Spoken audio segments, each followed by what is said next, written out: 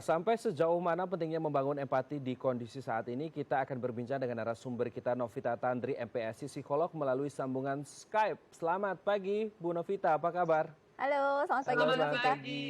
Sehat-sehat terus? Wah, sehat dong. Apa kabar Mbak Ayu Sutomo dan Mas Raden? Alhamdulillah. Alhamdulillah Kita ketemu baik. lagi nih, Bu Novita Iya, ya. Oke. senang walaupun Senang Walaupun banget jarak ya. jauh. Bu virtual Novita, ya. oke Ya. Bu Novita, hari ini kita membahas tentang empati. Baik. Sebetulnya kenapa sih kita itu membutuhkan empati pada saat COVID-19 sekarang ini? Ada yang bilang bahwa ini justru waktu yang paling baik untuk mengajarkan empati. Betul begitu, Bu?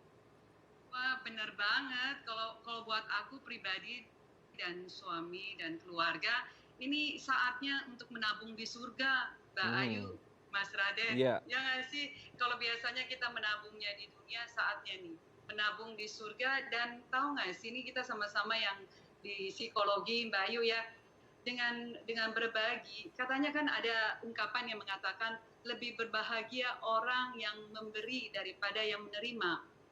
Betul. Dan hormon ini loh, hormon bahagia, hormon cinta pada saat menyaksikan wajah-wajah yang berterima kasih, yang kaget, wah dapat masker. Apalagi waktu itu 1 bulan yang lalu ya, hampir 5 pekan yang lalu saya memulai dengan membagikan masker kain. Wajah-wajah dari buruh harian, pemulung sampah, lalu pengemudi ojol, pengemudi taksi, itu wajahnya tuh kayak ini dikasih gratis, kayak kaget banget. Dan buat saya itu hormon endorfin, oksitosin, dopamin, serotonin itu benar-benar berproduksi berlomba-lomba di dalam tubuh saya, dan itu membuat law of attraction. Jadi membuat kita yang memberi, justru kita yang bahagia. Dan saya yakin kebahagiaan itu menular. Happiness is contagious. Happiness is Itu kali contagious. ya Mbak Ayu, Mas Raden. Betul, betul. Ya, Ya, happiness is contagious. sering kita mendengar istilah tangan di atas itu lebih baik daripada tangan di bawah, sama Ya. seperti yang tadi disebutkan oleh Bu Novita. Berarti ada manfaat psikologis, ada kepuasan psikologis yang dirasakan oleh seseorang ini seperti apa, Bu Novita, ketika bisa berbagi dengan yang lain? Semua, kalau buat aku sih kedua belah pihak ya. Kalau buat saya pribadi, justru yang paling bahagia yang memberi. Yang memberi bahwa ya. Di dalam dan pandemi COVID-19 ini kan tidak pernah dirasakan oleh kita yang selama 100 tahun ini. Jadi kalau mau dikatakan, mungkin nih kalau saya baca berita hanya satu yang usianya 102 tahun saat ini pernah merasakan pandemik yang 100 tahun lalu, tahun 1918 di flu Spanyol. Itu yang terjadi lebih banyak di Eropa. Tapi tidak ada lagi makhluk di dunia ini yang pernah merasakan. Jadi memang kita semua terkaget-kaget. Kita cemas, dan it's okay to be not okay gitu. Merasa cemas itu secara psikologis normal banget. Tapi jangan sampai menjadi panik, jangan sampai menjadi penyebab stres. Jadi jadikan ini sebagai stresor. Saya yakin banget. Bukan berarti saya nggak ada masalah, saya nggak ada problem. Tapi kalau buat saya meratapi kesedihan kita, meratapi pandemi COVID-19 ini, it doesn't do anything to your health. Jadi health dalam arti kesehatan mental kita, health dalam arti kesehatan fisik kita, itu semuanya akan berpengaruh banget. Jadi kalau buat saya pada saat memberi, hatinya justru yang, saya suka makan es krim masalahnya. Jadi kayak hatinya tuh makan es krim. Jadi rasanya itu kayak, wah, pulang itu dengan sukacita. Tapi mesti diingat ya, sekarang kan ada PSBB, ada social distancing, ada physical distancing. Jadi bisa dilakukan sambil berada di rumah. Jadi nggak perlu kita harus keluar.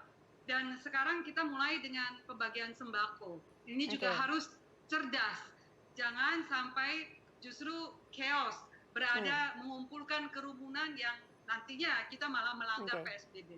Oke. Nah, tadi seperti Ibu Novita sampaikan kan bahwa sebetulnya ada banyak sekali manfaat yang bisa diri kita dapatkan dengan berbagi begitu. Tapi sebetulnya juga kita melihat masih banyak kesulitan orang-orang diajak untuk berbagi itu tidak semudah itu. Diajak untuk yuk berempati, yuk ikut berbagi itu tidak semudah itu. Mungkin dari Ibu Novita, ada nggak sih sebetulnya cara yang paling tepat untuk mengajak orang lain turut berempati sehingga pada akhirnya melakukan action untuk berbagi, itu bagaimana, Bu? Kalau buat saya itu semua bagaimana kita menyikapi pandemi COVID-19 ini. Karena kita berada di dalam satu keadaan dengan penuh ketidakpastian, uncertainty. Sedangkan manusia pada dasarnya ingin segala sesuatu itu dapat diprediksi, kita bisa rencanakan, kita bisa tahu kita mau ngapain minggu depan, kita tahu kita mau ngapain pada saat Lebaran. Ini bahkan mudik aja dilarang, gitu ya. Jadi kalau buat saya ketidakpastian ini yang membuat kita jadi ragu untuk melangkah, nggak tahu mau kemana ini berapa bulan ke depan. Saya harus hemat, saya harus bisa mengumpulkan dan uang saya yang selama ini ada untuk saya belanjakan, keluarkan dengan rencana gitu. Tapi kalau buat saya tidak perlu harus dilihat dari nilainya sebenarnya. Sekecil apapun yang kita bisa berikan di dalam keadaan seperti ini justru menunjukkan true colors, who you are. Siapa sih kita sebenarnya? Kelihatan banget sih kalau saya melihat sekitar kita, siapa yang mau kontribusi dan memikirkan orang lain yang lebih sulit kondisinya dari kita. Watak kita yang sebenarnya justru kelihatan di saat ini. Siapa sih kita? Kalau yang selama ini gembar-gembor, kita saya bisa tahu, dia selama ini hanya kamuflase, hanya meninggalkan yang luarnya. Tapi begitu kita lihat sekarang, karena nggak mudah, berminggu-minggu loh, bahkan bisa berbulan-bulan. Jadi true colors kita ini semuanya akan kelihatan keluar, ya. kelihatan, benar. Oke, Bu Novita, terakhir. Di tengah kondisi yang semuanya sama-sama sulit, apa yang disampaikan ke masyarakat untuk sama-sama, yuk meski sulit kita harus tetap berempati sama yang lain? Saya mungkin ambil begini loh, ini kan kalau kita lihat dari Google, kalau kita search, ini kan pandemiknya terjadi 100 tahun sekali. Saya hanya ingin berpesan kepada orang tua yang punya anak, mungkin kita semua lah, mau yang single atau siapapun gitu. Legacy yang kita mau tinggalkan, warisan yang kita tinggalkan. Kalau sampai acara ini Mbak Ayu dan Mas Raden diputar 100 tahun lagi nih ya, di 2120. Kalau ini kita masukkan ke time capsule yang kita tanam di tanah, terus diputar lagi nih acara kita. Saya kepengen bahwa cicit kita punya cucu gitu ya, itu menonton kita, terus bilang bahwa keren loh papa mama saya dulu waktu tahun 2020 100 tahun yang lalu dia berbuat baik loh, dia bagikan masker 41.000, dia bantuin loh untuk orang-orang yang susah. Atau kita mau diingat sebagai orang yang panik, stres, marah-marah, pukul anak, maki-maki, dan tidak ada manfaatnya ya. Betul. Legacy apa yang kita mau tinggalkan pandemik yang cuma terjadi 100 tahun sekali. Baik, Bu Novita. Terima kasih Bu Novita sudah berbagi. Semoga kita bisa Sama-sama. meninggalkan legasi yang sangat baik untuk cucu dan cicit kita. Terima kasih Bu Novita. Sehat-sehat terus, salam untuk keluarga. Ya.